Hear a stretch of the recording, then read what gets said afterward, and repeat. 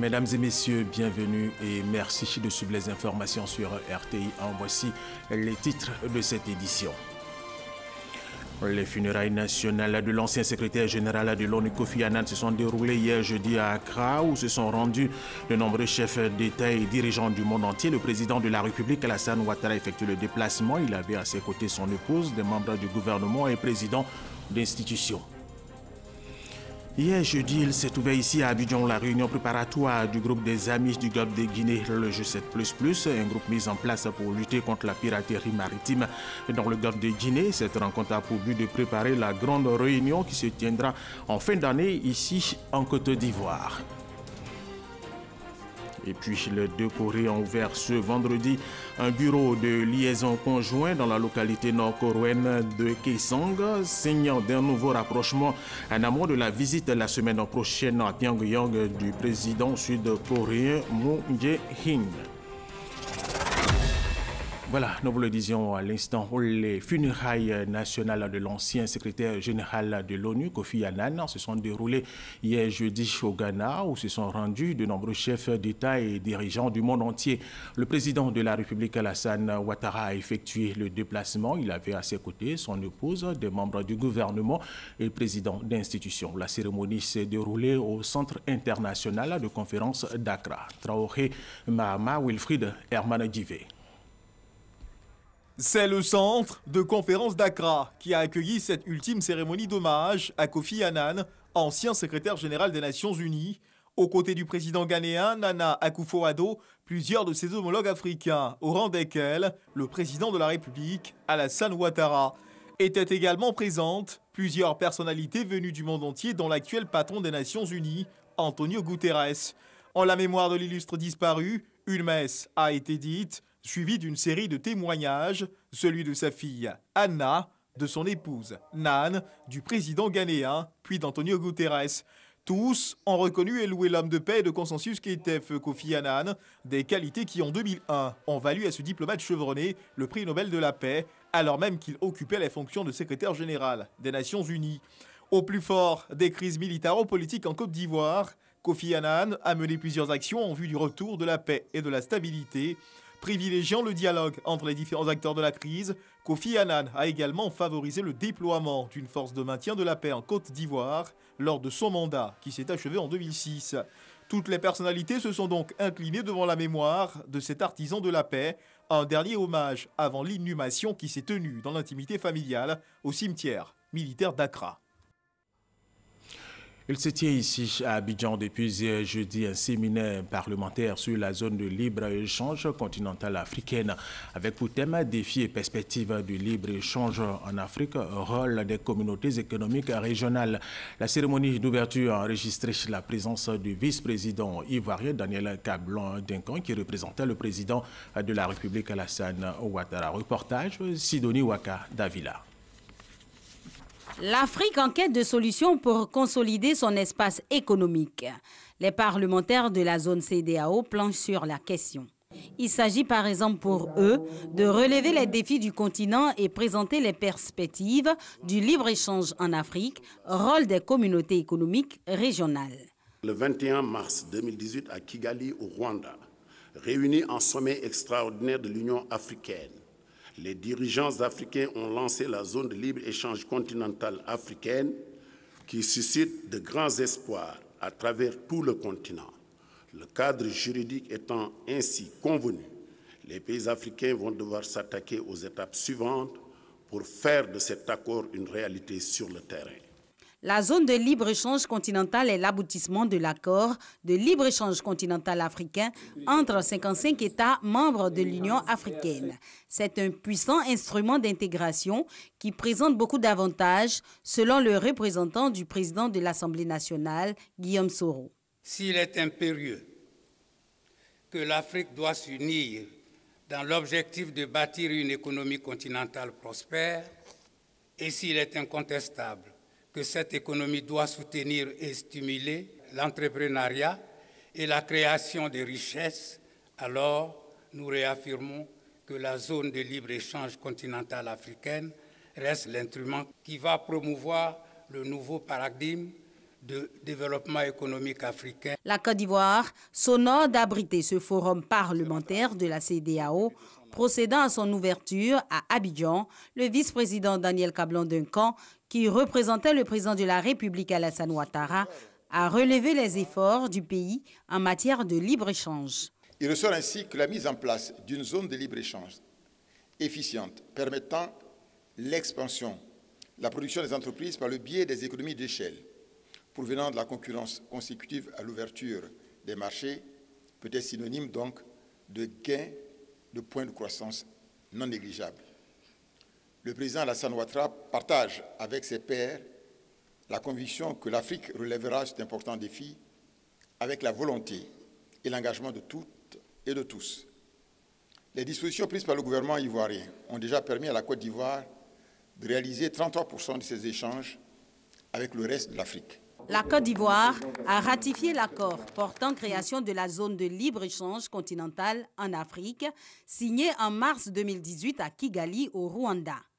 Cette ratification contribue au renforcement de l'intégration de l'économie nationale avec les économies des autres pays africains et à la consolidation du commerce intra-africain dans le sens du développement durable du continent.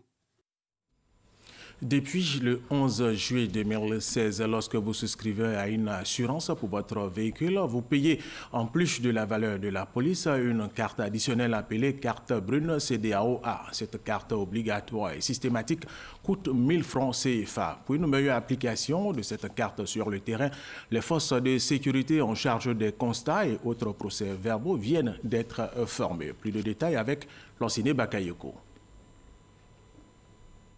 Depuis 2016, tout propriétaire de véhicules terrestres à moteur se voit délivrer de manière systématique et obligatoire une nouvelle attestation, la carte d'assurance brune CEDEAO. C'est un document complémentaire conçu pour fournir des garanties financières au mouvement des automobilistes à travers toute la sous-région. Son coût, 1000 francs CFA. Une couverture mixte, nationale et internationale. C'est-à-dire que les véhicules de Côte d'Ivoire qui se trouvent au Togo et qui fait un sinistre, ou bien un véhicule de l'étranger qui vient en Côte d'Ivoire, qui est accidenté et qui s'en occupe. Cette carte brune assure en effet aux victimes d'accidents de la circulation routière une indemnisation prompte et équitable des dommages qui leur sont causés par les automobilistes non résidents en provenance d'autres États membres de la CEDEAO. Cette séance de formation en direction des agents des forces de sécurité, composée de policiers et de gendarmes en charge des constats et autres procès-verbaux d'accidents, vient donc les outiller sur le fonctionnement et les principes du dispositif en vigueur. Nous devons fortifier et améliorer notre système. Mais c'est à partir des constats. Lorsqu'il y a un sinistre qui se présente, c'est les policiers, c'est la gendarmerie, ce sont ces structures qui sont appelées. Donc il faut pouvoir les former pour qu'ils puissent bien comprendre le système et vraiment pour que le système soit udé. Le système d'assurance carte brune CEDEAO a pour autre objectif de permettre une libre circulation des usagers de la route en vue d'une meilleure intégration régionale. Pour l'année 2017, l'assurance carte brune de la CEDEAO a déboursé 500 millions de francs CFA au titre du règlement des dossiers sinistres, selon le Conseil des bureaux du système d'assurance carte brune CEDEAO. Pour une meilleure gestion des programmes d'information de la CEDEAO au niveau des télévisions et radios publiques, 30 participants issus justement des radios et télévisions publiques de l'espace CEDEAO mènent des réflexions à Grand Bassam afin de concevoir des offres éditoriales régionales répondant aux exigences actuelles et futures. C'est une initiative de la RTI soutenue par le ministère de la Communication et par la commission de la CEDEAO. Amadou Ouattara-Walter. Un partenariat actif pour un meilleur traitement de l'information régionale. C'est le thème principal de cette rencontre de niveau sous-régional. Il s'agit pour ces dirigeants et acteurs des radios et télévisions publiques de l'espace CEDEAO de partager leurs expériences afin de s'offrir mutuellement des programmes d'information répondant aux attentes des populations. Une initiative de la radiodiffusion-télévision ivoirienne RTI qui s'inscrit également dans la préparation de la concurrence et de l'influence des chaînes internationales. Également, la rencontre vise à mieux aborder le passage de la télévision analogique à la télévision numérique terrestre. Chacun des pays aura un compte et chacun des pays pourra quotidiennement mettre à disposition sur cette plateforme des contenus, radio et télé, libres de droit, et les autres pays pourront les télécharger et selon leur ligne éditoriale les utiliser de manière quotidienne ou hebdomadaire. La commission de la CEDEAO, Communauté des États de l'Afrique de l'Ouest, et le ministère de la Communication et des Médias apportent leur soutien à cette idée en laquelle ils placent beaucoup d'espoir. Tous les secteurs d'activité ont des réalisations qui méritent d'être portées à la connaissance de l'ensemble de la population régionale. Parce que la CEDEAO, ce n'est pas seulement travailler sur la stabilité et la démocratie. Le train de la révolution numérique continuera son essor. Il nous faut dès lors rester en éveil face aux enjeux et défis que représentent les réseaux sociaux, omniprésents et parfois bruyamment malveillants. Il nous faut réajuster pour redimensionner les politiques éditoriales et l'information de nos organes de communication. Je puis vous assurer, mesdames et messieurs, aujourd'hui comme demain, de mon engagement dans votre noble tâche. C'est par cette biais que nous favoriserons la bonne santé économique de notre secteur, le professionnalisme de nos acteurs et la mutation nécessaire et particulièrement maîtrisée que de nos différentes organisations. L'intervention du président du comité scientifique, Denis Mexan, une communication introductive de Ibrahim Sissavané, président de la Haute Autorité de la Communication Audiovisuelle, ACA, et un panel sur le traitement de l'information nationale animé par des représentants de la Côte d'Ivoire, du Ghana et du Bénin ont été les temps forts de cette première journée marquée par une cérémonie d'ouverture. On en vient au dossier de cette édition. À partir du vendredi 28 septembre débute la campagne pour les élections municipales et régionales. Avant cette date, nous voudrons bien voir avec Gabriel Zani la configuration actuelle des candidats au regard de la liste des candidatures publiées. Rappelons que pour ces élections, le nombre de candidatures pour les régionales est de 88 et 684 pour les municipales. Suivons ensemble ce dossier. Les dés sont jetés le mardi 11 septembre. La CEI, la Commission électorale indépendante, a publié les listes des candidats retenus pour les élections municipales et régionales. 24 heures après cet affichage, seuls ou par groupuscule, des candidats viennent au siège de la Commission vérifier leur nom sur les listes. Il a fallu que je me déplace officiellement. Les choses sérieuses commencent parce qu'il y a longtemps même que nous étions sur le terrain. C'est la liste de la victoire pour nous. Alors donc nous, on va pour gagner et là, on part tout confiant. Donc on va au front. Le front, ce sont les 31 régions et les 201 communes du pays. Le RHDP, le PDCI, le FPI, l'UDR et le RPC sont les partis politiques qui vont s'affronter sur le terrain avec des indépendants massivement représentés, tant dans les régions que dans les communes. Pour les régions, 88 candidatures retenues, dont 2 pour le Front populaire ivoirien, 17 pour le Parti démocratique de Côte d'Ivoire, 2 pour le PDCI RHDP, 26 pour le Rassemblement des Oufouettistes pour la démocratie et la paix, RHDP Parti unifié, et 41 candidatures au titre des indépendants. Il y a qu'on est passé de 52% pour les élections législatives à 57% pour les élections municipales. On peut, à partir de ces chiffres-là, estimer que les dissensions dans la coalition des partis au pouvoir peuvent expliquer cela. Mais deuxième chose, il faut remarquer que les candidatures indépendantes, effectivement, ne sont pas nouvelles. La percée des candidatures indépendantes se perçoit aussi parmi les 684 dossiers retenus pour les municipales, avec 389 indépendants, 12 pour le FPI, 104 candidats pour le PDCI RDA, 176 pour le RHDP Parti unifié, 1 candidat pour le RPC et 2 pour l'UDR. Cela dit, la lutte pour le contrôle des régions et communes entre dans sa phase opérationnelle. La campagne électorale est fixée du 28 septembre au 11 octobre. Mais c'est aux électeurs de décider le 13 octobre prochain, date des votes parmi ces nombreux appelés, les élus capables de relever des défis énormes de développement. Nous sommes passés en Côte d'Ivoire, il faut le dire, à un vote que la science politique qualifie d'un vote de clivage un vote sur enjeu. C'est-à-dire que les élections locales nous ont montré qu'il y a une reconversion des mentalités au niveau des électeurs.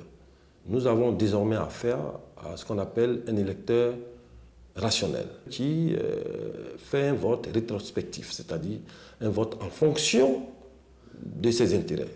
Passer d'électeurs partisans à électeurs rétrospectifs, l'électorat ivoirien se mue avec le temps. Les dissensions internes aux partis politiques favorisent la montée en puissance des candidatures indépendantes. Ces rivalités internes ont fini par avoir raison, une fois de plus, de l'opposition ivoirienne. La configuration actuelle au niveau des candidatures dans ces élections locales n'est pas totalement représentative de la situation socio-politique ivoirienne. L'opposition vient en dernière position de façon minoritaire, voilà, avec une participation insignifiante. Simplement parce que l'opposition ivoirienne est divisée. Donc c'est une partie de l'opposition qui se présente à ces élections locales. Normalement, ce sont des élections qui sont censées être des élections de représentation nationale. Si l'absence de l'opposition peut se justifier ainsi, la faible présence des candidatures féminines ne trouve pas encore d'explication. 5 165 femmes contre 18 226 hommes dans ces élections couplées, soit un peu plus du tiers de toutes les candidatures. Si vous ne pouvez pas être tête de liste, vous pouvez au moins être membre d'un espace, d'un groupe. Et en étant dans ce groupe-là, vous faites vos différentes armes et vous essayez petit à petit de vous positionner au sein de ce groupe et d'avoir de l'expérience. Mais rester à l'écart, c'est vraiment difficile et ça fait que vous êtes en dehors de tout ce qui se passe, du système transformationnel qu'il y a dans votre région ou bien dans votre pays. L'autre fait marquant sur ces listes affichées, notamment pour les régionales, la présence de 2 candidatures PDCI et RHDP. S'il y a 2 partis ou plusieurs groupements de partis, c'est que ces partis ou groupements de partis parrainent la même candidature. Quand le code électoral met les pièces qu'il faut pour les différents scrutins, on vous dit qu'il faut produire éventuellement la lettre d'investiture du ou des partis qui parrainent la candidature. Donc un candidat peut avoir plusieurs investitures. Donc, on produit ces candidatures. En ce moment-là, nous enregistrons la candidature sous ces différentes investitures. La recomposition du paysage politique suit son cours. Mais attention tout de même au ralliement des indépendants après leur victoire. Ce tour de passe-passe d'indépendants conjoncturels n'est pas en effet un fait nouveau en politique ivoirienne. Le visage du paysage politique pourrait fortement changer des mois après la proclamation des résultats de ces élections couplées. Par ailleurs, pour ces élections, ce sont 6 498 000 électeurs qui sont attendus dans les urnes pour un total de 10 464 lieux de vote et 20 219 bureaux de vote selon le ministre Sidi Touré, porte-parole du gouvernement. Et toujours par rapport aux prochaines élections locales, le collège des membres de la haute autorité de la communication audiovisuelle ACA, en sa session ordinaire du mercredi dernier, adopté 3 décisions fixant le cadre réglementaire de la couverture de l'élection des conseillers régionaux et municipaux. Il a donc été décidé de ce qui suit. En ce qui concerne les médias audiovisuels des services publics, à compter de la publication de la liste des candidats par la CEI, les médias audiovisuels des services publics doivent veiller à un accès équitable à leurs antennes des candidats, partis et groupements politiques, ainsi qu'au respect des principes du pluralisme des courants d'opinion et de l'équilibre de l'information dans les circonscriptions électorales dont ils assurent la couverture médiatique. À compter de l'ouverture officielle de la campagne électorale, les médias audiovisuels de services publics doivent veiller dans la programmation des journaux, reportages, débats et émissions spéciales dédiées à la campagne au respect du principe de l'égalité d'accès et de traitement à leurs antennes des candidats, partis et groupements politiques dans les circonscriptions électorales dont ils assurent la couverture médiatique. En ce qui concerne les radiodiffusions sonores privées non commerciales, dites radios de proximité et comprenant les radios confessionnelles. Dans le cadre de la campagne électorale, La ACA autorise les radiodiffusions sonores privées non commerciales, dites radios de proximité, à diffuser des messages relatifs à la citoyenneté, à la cohésion sociale, à la sensibilisation sur le scrutin et à relayer, y compris en synchrone, les émissions spéciales ou d'informations diffusées sur les médias de service public. Ces radios demeurent cependant, conformément à la réglementation en vigueur, interdites de produire, de programmer et de diffuser des émissions à caractère politique. Elles ne peuvent donc couvrir ni rendre compte des activités relatives à la campagne électorale. En ce qui concerne la proclamation des résultats, la ACA rappelle que les médias audiovisuels, dans leur ensemble, ne peuvent diffuser que les résultats proclamés par la Commission électorale indépendante, CEI. La ACA, pour une couverture médiatique réussie de l'élection des conseillers régionaux et des conseillers municipaux, tient au respect scrupuleux de ces décisions. Intéressons-nous maintenant à cet atelier régional d'appui technique aux pays francophones d'Afrique, à la rédaction des 6e rapports nationaux biodiversité qui s'est ouvert mardi ici à Abidjan. C'est une initiative de l'ONU Environnement et de PNUD en collaboration avec le ministère de l'Environnement et du Développement durable. Aboubakar Cheikh Koné. Les 6e rapports nationaux de la biodiversité s'inscrivent dans le cadre de la Convention sur la diversité biologique instituée en 1992 par le Programme des Nations Unies pour l'environnement. L'élaboration de ces rapports s'avère souvent laborieuse et complexe pour les pays tant au niveau de la méthodologie, du format que des finances. L'objectif de cet atelier est d'apporter un appui technique à l'ensemble des pays francophones signataires de cette convention. Il s'agit de nous donner les stratégies, les techniques pour pouvoir rédiger un rapport fiable, un rapport qui prend en compte les réalités de nos différents pays. On a une vingtaine de pays d'Afrique centrale, Afrique de l'Ouest et du Maghreb qui sont là et on va échanger des expériences par rapport à la préparation des rapports et offrir une assistance technique où nécessaire. Ces rapports nationaux aident les parties prenantes à formuler des stratégies et des programmes spécifiques à leur mise en œuvre. Ils permettent d'évaluer l'état et l'évolution de la biodiversité. Selon la liste rouge de l'Union internationale de la conservation de la nature, 19 817 espèces s'avèrent menacées dans le monde sur les 63 837 que l'organisme a passé en revue.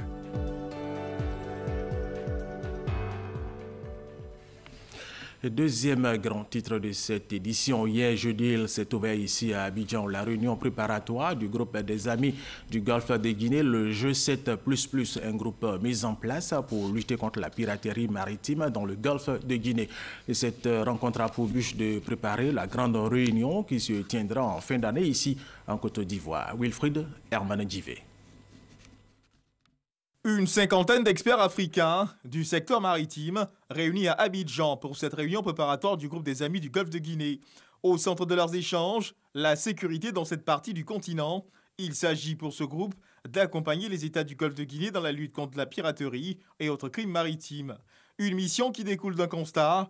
En dépit des efforts déployés par les États du Golfe de Guinée, les statistiques relatives à la criminalité maritime sont très élevées. Toute initiative, réflexion ou proposition pouvant permettre de casser ce pic d'insécurité dans le Golfe de Guinée sont les bienvenues. Cette rencontre préparatoire d'Abidjan permettra, dans un premier temps, d'examiner dans une approche participative les questions liées aux défis sécuritaires dans les différentes zones maritimes.